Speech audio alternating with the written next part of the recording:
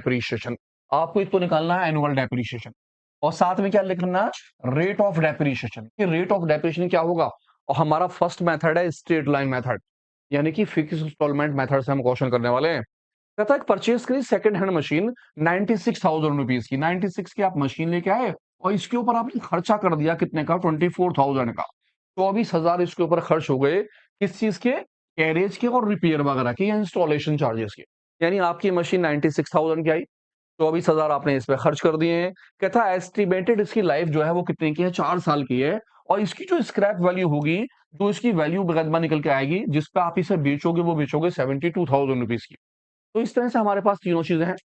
हमारे पास मशीन की कीमत है, क्या एक्सपेंसेस करा वो है, एस्टिमेटेड लाइफ है और स्क्रैप वैल्यू है। तो जैसे मैंने आपको बताया था कि आपको क्या करना पड़ेगा, सबसे पहले फॉर्मूला लिखना पड़ेगा एनुअल डेप्रिसिएशन के लिए।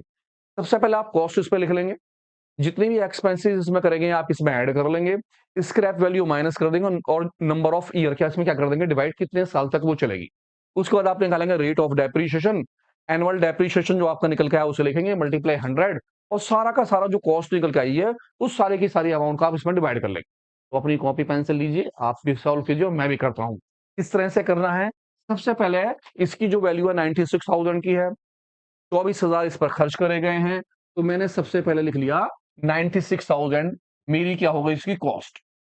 और जो मैंने खर्चा करा था इसके ऊपर वो 24,000 रुपए इसमें क्या कर दिए प्लस, माइनस करा स्क्रैप वैल्यू का, 72,000 की स्क्रैप वैल्यू थी और नंबर ऑफ लाइफ ईयर कितने थे, 10 साल।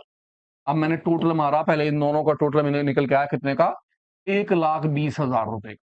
और 1,20,000 में से मैं कितने 72,000 क्या कर दूंगा माइनस, 72,000 मैंने इसमें से कर दिए माइनस और 10 का कर दिया डिवाइड। तो मेरा निकल के आया दोनों को माइनस करने के बाद 1,00,000 से 72 गया तो 48,000। 48,000 में कितने का डिवाइड कर दूंगा, नंबर ऑफ लाइफ ईयर 10 का डिवाइड मैं डिवाइड कर दूंगा, जीरो से जीरो गई और मेरा निकल के आंसर आया 4,800 रुपए। इसका मतलब है कि आपका एनुअल डेप्रिसिएशन जो होगा पूरे साल का, वो डेप्रिसिएशन बैठेगा 4,800।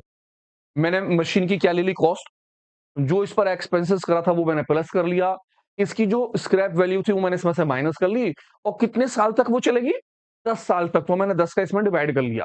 मेरा एनुअल डेप्रिसिएशन आया 4,000। अब मैं निकालूंगा रेट ऑफ डेप्रिसिएशन कि मेरा परसेंटेज रेट क्या निकल के आएगा। याद रहे मेरा डेप्रिसिएशन 4,800 का और कीमत है 1,20,000 रुपए की। मैं आ जाता हूं अपने अगले स्टेप पर, अमाउंट ऑफ डेप्रिसिएशन। मेरा अमाउंट ऑफ डेप्रिसिएशन निकल के आया 4,800 रुपए का, मल्टीप्लाई 100